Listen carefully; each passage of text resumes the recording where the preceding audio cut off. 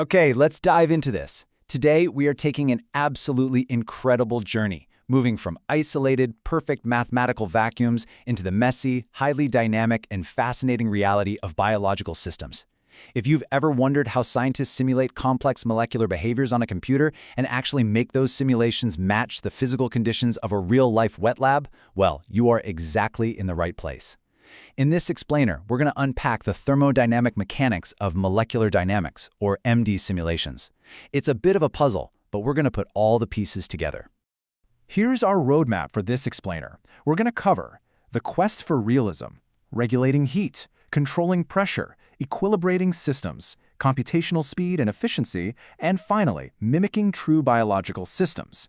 Don't worry, there's a really clear logical path through all the physics we're exploring today. Section 1. The quest for realism. Escaping the isolated void. So right off the bat, this is the fundamental challenge of molecular dynamics. How exactly do we put reality inside a computer? You see, native virtual particles left to their own devices just want to follow basic Newtonian equations of motion. You assign them positions, you give them velocities, and you just let them interact based on forces. Simple enough, right? But in a real, physical laboratory, your experiments aren't floating around in some dark, empty, isolated void. They're subjected to room temperature, to atmospheric pressure, and constant energetic exchanges with their environment. If we just let Newton's laws run on a computer without intervening at all, we end up in what's called the microcanonical ensemble, or NVE for short. In this NVE setup, the number of particles, the total volume, and the total energy are locked down tight. They're strictly constant. But here is the massive problem with that. Because the energy is completely locked, the temperature and the pressure fluctuate wildly depending on how the particles happen to collide at any given microsecond. Real biology simply doesn't happen in an isolated vacuum where temperature and pressure are completely uncontrolled. So to fix this, we have to artificially introduce the real world into our code. Moving on to Section 2. Regulating heat with thermostats. The virtual heat bath. So what actually are thermostats in MD simulations? Essentially, they are algorithms designed to amend those basic equations of motion to control the overall temperature of the system. By putting a thermostat into the mix, we move out of that isolated void and into the canonical ensemble, or NVT. In NVT, the number of particles, the volume, and now the temperature are kept constant. The basic concept behind thermostats is honestly brilliantly simple. In molecular dynamics, temperature is directly tied to the kinetic energy of the system, and kinetic energy is calculated directly from the atomic velocities. So if your virtual molecules are moving way too fast, the system is too hot. It's like a crazy molecular mosh pit. If they're moving too slowly, it's too cold. Therefore, these thermostats act as a virtual heat bath. They inject or extract heat by mathematically scaling those atomic velocities up or down, just making sure the average temperature perfectly matches your target. Now, what's really interesting about this slide is seeing how we categorize the different ways these algorithms actually get the job done. First up, we have the Bose-Den or weak coupling thermostat. It uses a pretty straightforward first-order relaxation equation to gently nudge or scale velocities toward that target temperature. It is fantastic for rapidly bringing a cold system up to heat. But because it tends to suppress natural thermodynamic fluctuations, it doesn't actually sample the rigorously correct canonical ensemble. Next, look at the No-See-Hoover thermostat. This one uses an extended Lagrangian formulation. Basically, it adds an artificial mathematical variable into the whole system that acts like a thermal mass. It's deterministic, it's global, and it rigorously generates the correct NVT ensemble. That makes it perfect for when you need to collect highly accurate final data. And finally, we have the Langevin or stochastic thermostat. Instead of using a global variable, this one applies local friction and random noise directly to the particles. It literally mimics the physical thermal collisions a molecule would experience just bumping into a background solvent. Pretty cool, right? All right, Section 3, controlling pressure with barostats. Enter the virtual piston. Now that we have temperature fully sorted out, we absolutely need the next layer of thermodynamic realism, which is pressure control. So what are barostats in MD simulations? Well, they are algorithms that dynamically alter the actual volume of your simulation box. By controlling both the temperature and the pressure at the same time, we place the simulation into the highly realistic isobaric-isothermal ensemble, known as NPT. The basic concept behind a barostat is that it acts exactly like a virtual piston. Think about it. If the internal pressure of your virtual molecules is pushing too hard against the boundaries of the simulation, the barostat expands the volume of the box to relieve that stress. If the internal pressure drops too low, the barostat squeezes the box smaller. It works to maintain a constant pressure against a defined external environment by continually tweaking and scaling the particle coordinates and the box vectors. And just like thermostats, barostats come in a few different flavors. The Berenson barostat works through first-order volume scaling. It simply looks at the difference between your target pressure and the current pressure and scales the box volume to compensate. It's incredibly efficient for early-stage equilibration when things are still a bit chaotic. Then we have methods like Parallel-Raman or MTTK. These are heavy-duty, second-order algorithms that associate a literal piston mass to the volume variables. They allow the simulation box to dynamically flex and even shape entirely. They are completely rigorous and sample the exact NPT ensemble, which makes them the absolute gold standard for your final production runs. We also have the Monte Carlo barostat. This is a totally different approach that completely avoids calculating complex force matrices. Instead, it just attempts random volume changes on the fly, accepting or rejecting them based on thermodynamic probabilities. Section 4. Equilibrating the virtual system.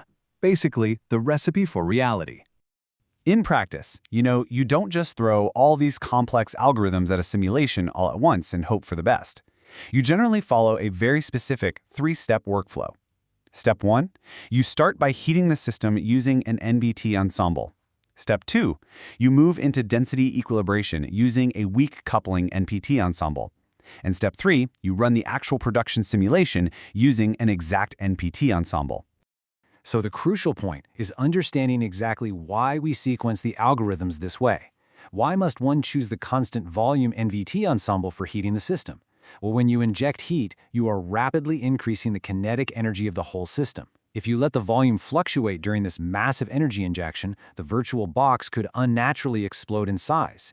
It can create what's known as a flying ice cube effect, or just outright crash or simulation. So you lock the volume down tightly while the temperature stabilizes. Once it's hot, why is the isobaric-isothermal NPT ensemble efficient for density equilibration? Think about your initial structure, say a box of water or a newly folded protein. It was likely built with slight imperfections or gaps in the spacing. By unlocking the volume and turning on the barostat, you allow the simulation box to flex and naturally settle to its true physical density at that specific temperature.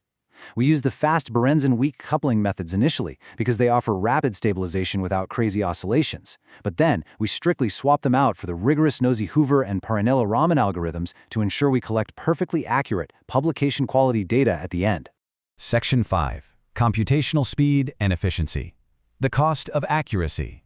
Now, you might be wondering, why are simulations running under the constant volume NVT ensemble computationally faster than simulations under the NPT ensemble? Look at the difference here. NVT is significantly lighter. Because the volume is locked in place, the computer gets to completely skip the incredibly expensive, heavy mathematics required to constantly calculate pressure and scale the box volume. NPT, on the other hand, is computationally heavier. It's basically the necessary tax we have to pay for biological accuracy.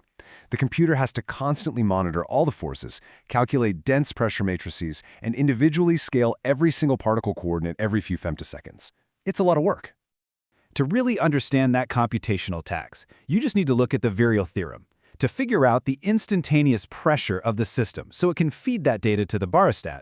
The simulation must calculate the pairwise forces between all particles. It's essentially trying to calculate exactly how hard every single atom is pushing or pulling on every single other atom around it, all at once. Calculating this internal virial is literally the primary computational bottleneck in NPT simulations. It's mathematically exhausting. Finally, Section 6. Mimicking true biological systems. The ultimate goal. And this brilliantly illustrates what we are ultimately working toward when we ask, what is the optimal choice of thermodynamic simulation to closely mimic these complex biological systems? The answer is absolutely the NPT ensemble, using rigorous barostats and thermostats. Just think about a real biological cell. Those membranes don't exist in a rigid cage. They exist under constant physiological temperature and ambient pressure. Look closely at how the side view of this lipid membrane bends and flexes. Real biological membranes naturally adapt their surface area based on their surrounding environment. They undergo phase transitions, they stretch, they bend, they incorporate large proteins. If you tried to simulate this in a fixed volume NVE or even an NVT ensemble, the membrane would be locked tight. It couldn't naturally fluctuate at all.